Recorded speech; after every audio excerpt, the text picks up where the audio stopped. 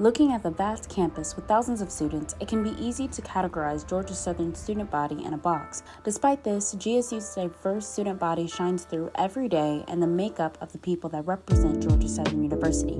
I'm Brianna Black, and this is Everybody Has a Story.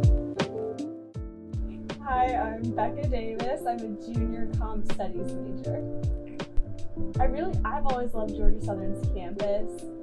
I feel like, I don't know, I just like walking around in the trees and seeing the lake and everything. And then of course, like, the people here are always fun. It's always a good time.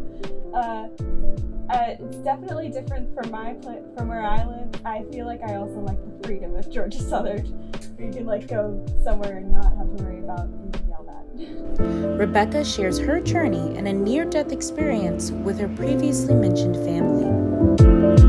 So, the year is 2017, and my parents went on their anniversary trip to Cancun, leaving me, my older brother, and my younger sister, like, back at home by ourselves for the first time.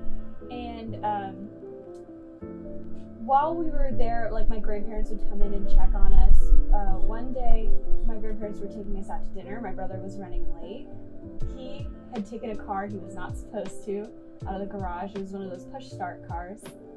And when he got back, he did not press the brakes, but he pushed the button. He just pushed the button and then got out of the car. There was no beeps or anything, so he thought that the car was off. It was not.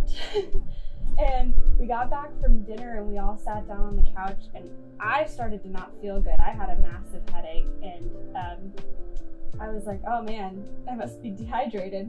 I'm gonna go to bed early. And all of us went to bed early.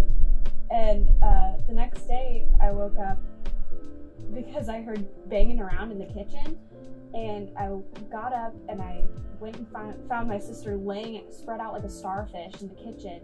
And I was like, Mary, what are you doing, you weirdo? Get up.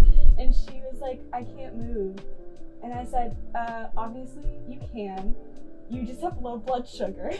So I went and got her a Gatorade and I made her drink some of it, and then I went to try to go to the back door to let my dog out. And halfway there, my legs and arms had stopped working, and my arms won't work. And at that point, my head had gotten too heavy for my neck to hold up. So I was like kind of this in the chair. And I was like, this isn't a great situation. I definitely need more food to fix my low blood sugar. So my brother was still asleep at that point, and I called out to him and I was like, Alex, you have to get up, I can't move. And he was just like, oh, you have low blood sugar, dummy. And I was like, no, seriously, we can't move, you have to come help us. I heard like kind of like the, and then he came into my field of vision, which was just like the little doorway into our kitchen. And he goes, it smells like gas in here, we have to get out. And me and my sister are just chilling on, like, she's on the floor, I'm in the chair. And I was just like, Alex, we can't move. But the fire department and the police showed up. So I was bothering these poor firemen who were like trying to save our house by being like, can you like grab my bra really fast from my room? It's in there, I promise.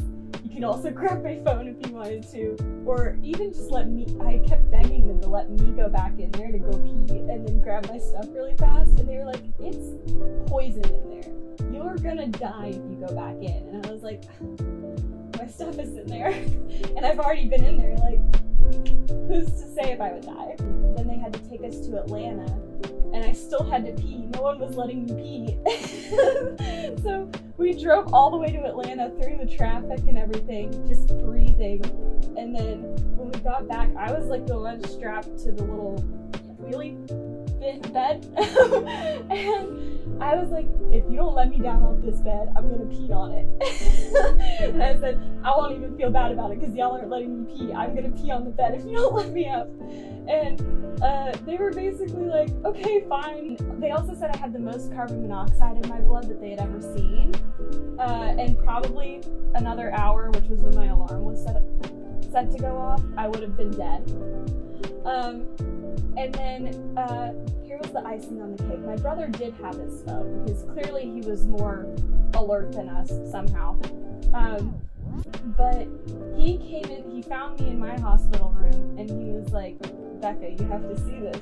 And it was a picture sent from my parents. It was my mom holding a coconut with her face on it, and it said, "We're recovering too." Rebecca is just one example of the intricate student body that makes up Georgia Southern. Each student adds to the complex perspectives of what Georgia Southern is, even if that means telling us how to avoid getting carbon monoxide poisoning. Everybody here has a story. What's yours? Let us know in the comments below.